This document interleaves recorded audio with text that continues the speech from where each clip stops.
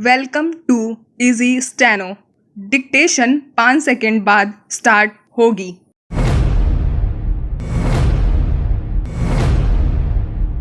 सत्ता से करीबी गांठ कर कैसे कुछ लोग कानून को अपनी जेब में रख कर घूमना शुरू कर देते हैं, इसका ताज़ा उदाहरण झारखंड में एक शराब कारोबारी और खनन घोटाले में शामिल व्यक्ति के घर से 2 AK-47 राइफलों और करीब 5 दर्जन कारतूस की बरामदगी है।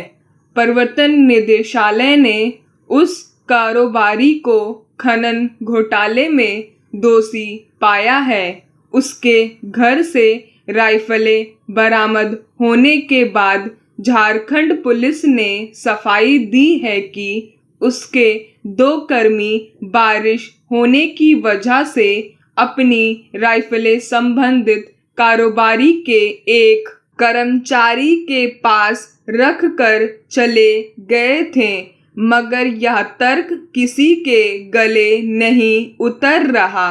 यह समझना मुश्किल है कि कारोबारी ने किस बिना पर अवैध तरीके से ये बंदूकें रखी थीं।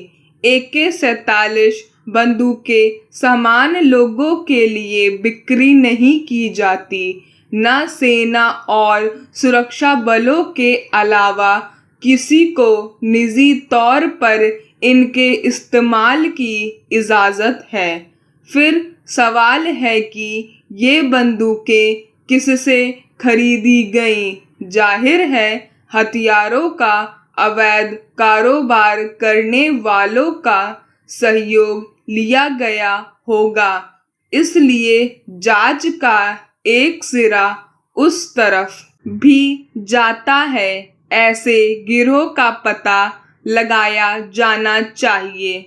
झारखंड पुलिस का यह तर्क निहायत बेचकाना है कि उसके कर्मी बरसात की वजह से ये बंदूकें संबंधित कारोबारी के घर छोड़कर चले गए थे।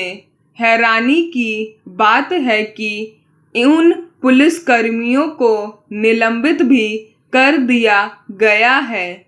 सब जानते हैं कि पुलिस के हथियारों पर नंबर दर्ज होते हैं। पुलिस कर्मियों को तैनाती के दौरान जो हथियार उपलब्ध कराए जाते हैं, उनका ब्यौरा आयुध भंडार के रजिस्टर में दर्ज किया जाता है। जब वे अपनी तैनाती से वापस लौटते हैं तो उन्हें वे हथियार जमा कराने होते हैं। इन हथियारों की गिनती और मिलान करने के बाद ही आयुध भंडार को ताला लगता है। फिर ऐसी लापरवाही कोई भी पुलिसकर्मी अपने सरकारी हथियारों के साथ नहीं करता कि उसे किसी के घर छोड़ आए। यह भी कि बारिश की वजह से बंदूकों को क्या नुकसान पहुंचना था जब वे खुद उसी बरसात में वापस लौट गए थे। क्या उन्हें यह बुनियादी बात पता नहीं थी कि उनके हथियार का गलत उपयोग किया जा सकता है।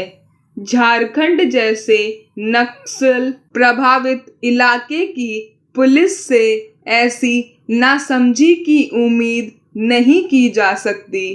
पुलिस के आयुध भंडार के रजिस्टर से मिलान करके देखने से असलियत पता चल जाएगी। फिर उन हथियारों पर पुलिस के आयुध भंडार का नंबर दर्ज है या नहीं, सच्चाई इसी से उजागर हो जाएगी।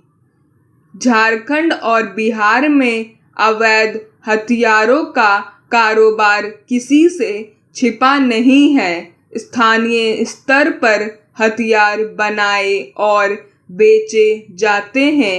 AK-47 जैसे घातक हथियारों के भी वहां बनाए जाने के तथ्य उजागर हैं।